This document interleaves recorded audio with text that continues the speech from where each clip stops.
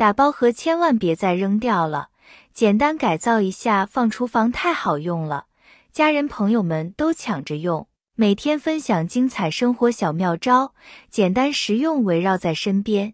大家好，我是小林。打包盒相信大家都见过，不管是在饭店吃完饭打包剩菜，还是叫外卖的时候，打包盒都会用到。但一般情况下，吃完菜之后，打包盒就随手给丢掉了，这样真的是很浪费。其实只要随手一改造，就可以变成非常实用的居家小用品，而且保证每家每户都能用得到。打包盒最根本的目的就是打包一些饭菜，在饭店里打包的时候，一定要看清楚盒子上面印的标志，上面一定要有一个 QS 标志，这个标志是符合国家卫生质量安全标准的。拿回家的一次性餐盒，洗干净先改造一下。先拿出小剪刀，将上面其中的一条边缘剪掉。再用小剪刀去剪盒子的时候，由于盒子塑料比较硬、比较脆，比较容易裂开，您可以将盒子里面装一点热水，稍稍涮一下，让这个塑料变软。这时候再用小剪刀去剪的时候，它就不会裂开了。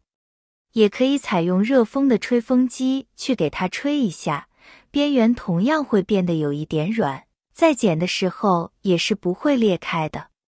边缘比较尖利的地方，用小剪刀稍稍修剪一下即可。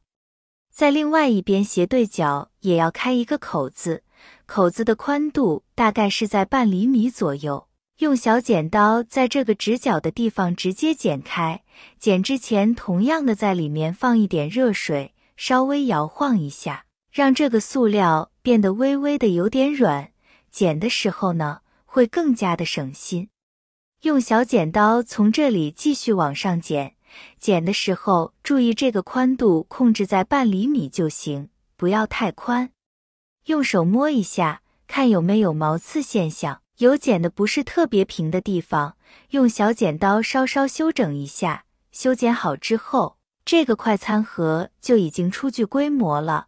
改造快餐盒到底有什么样的妙用呢？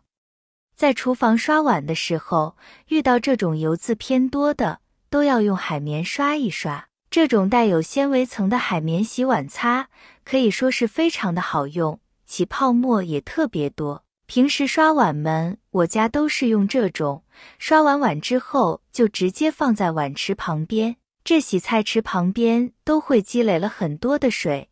现在天气凉还好，到了夏天，天气热的话，这个地方就会产生很多的异味，还会滋生很多的细菌，会有很多的小飞虫。每天都要用抹布擦上很多次，如果您家里有这样的情况，那我就不用担心了。取这样一次性餐盒，挨着水池这边稍微低一些，这样的话水流才能够全部流出去，避免里面有过多的水分，从而滋生细菌。不管是刷碗的这种海绵擦，还是什么钢丝球，都可以在洗完直接放进这个小盒子中，上面放入东西之后，水就从边缘的地方直接流进水池中，既不会弄脏台面，又不会在里面滋生细菌。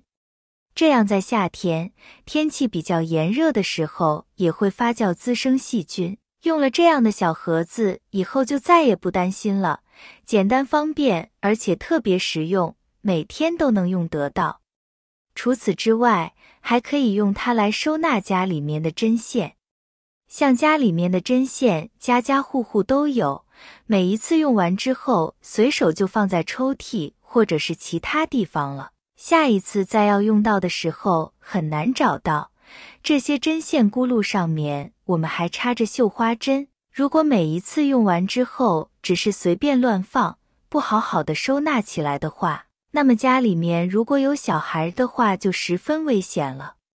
如果家里面没有专门用来装线轱辘，我们针线的收纳盒的话，不妨把这个一次性餐盒利用起来，我们就可以把线轱辘、绣花针还有剪刀和我们的小纽扣都放在里面了，放好我们就可以盖上盖子，这样既安全，而且也非常的美观，可以放在的书桌上、床头抽屉里面都不占位置。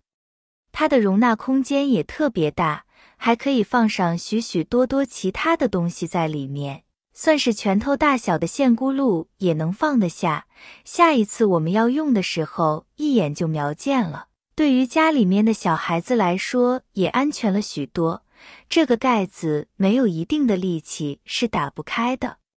这个打包盒它是透明的，只需要一看就知道里面放了些什么东西，一眼就能找到想要的盒子了，根本不用再去一个一个打开看，既省事又方便还安全，是不是非常棒呢？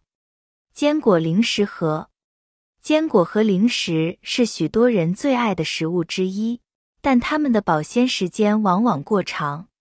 将它们放入冰箱保存，又会造成其他东西受到异味影响，并且每次取坚果和零食的时候都要面临翻找的烦恼。但若是给坚果和零食找个专门的盒子收纳，就能使它们的保鲜时间更长。外卖盒就是很好的选择。将外卖盒洗干净，然后打开盒子，按照自己想要的量将坚果和零食放进去，最后将盒子封口就行。若是你不想再次使用外卖盒了，将它们扔掉也是可以的。但从环保方面考虑，将外卖盒再次使用更符合可持续发展理念。当花盆的托盘，相信很多人家里都有几盆花草盆栽吧。如果你经常给花盆浇水，就会发现每次都不能浇太多，不然水分就会顺着花盆底部的小孔直接流淌出来。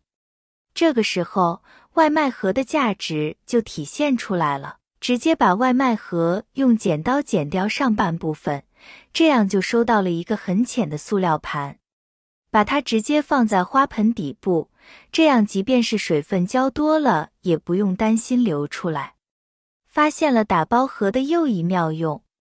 谢谢花友的提醒，这样确实容易闷根，不够透气，天气热一定不能这么干，特别是尺寸刚好的。